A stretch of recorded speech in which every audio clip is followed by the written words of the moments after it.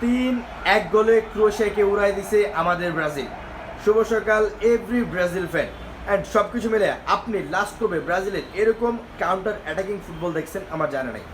আপনি লাস্ট কবে ব্রাজিলের কাউন্টার অ্যাটাকিং ফুটবলে কাউন্টার অ্যাটাক থেকে 2টা গোল দেখছেন? আই থিঙ্ক আপনি বা আমি, এটা আমাদের খুবই কম মনে আছে।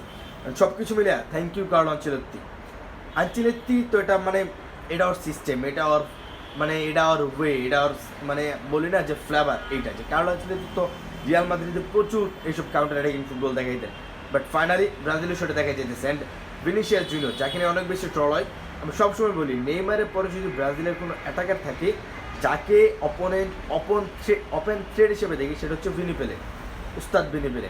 ভিনি আজকে 5 ম্যান 1 ভার্সেস 5, মানে ভিনির এগেনস্টে 5 জন ক্রোয়েশিয়ার প্লেয়ার ছিল, সেখান থেকে ভিনির ওই চমৎকার পাস অ্যান্ড দানিলোর ফিনিশিং, এই বক্কর দানিলো না, কার্লো আনচেলত্তির মেয়ে জামাই দানিলো না, দানিলো মিডফিল্ডার দানিলো, যেখানে খুব সম্ভবত পালমেরাসে খেলে, এবং ইগোর থিয়াগোর ওই ঠান্ডা মাথার ফিনিশ দেখেন ভাই। নেইমার স্টেপ পেনাল্টি তো মিস হওয়ার কথা না, lovely Igor Thiago. And third goal Gabriel Martinelli, যে মানে যে দুর্দান্ত কাউন্টার অ্যাটাকিংয়ের সাথে ওই ফিনিশিং এবং সেলিব্রেশনটা এই টাইপ ছিল।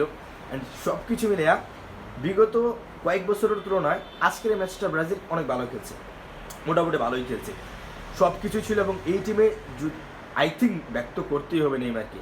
এই টিমে যখন ওয়ার্ল্ড কাপে নেইমার থাকবে জাস্ট ব্লাস্ট হইব, এই পারফরমেন্স কয়েক গুণে বৃদ্ধি পাবো, সাথে ব্রুনো গুমারেস তো থাকবই, অ্যান্ড মিলিটাও ব্যাক করবে। বেশ কিছু প্লেয়ার তো অবশ্যই এখনও আছে আমাদের মেইন টিমে, যারা আমাদের ওয়ার্ল্ড কাপে মেইন যাবে আই থিঙ্ক সম্ভবত।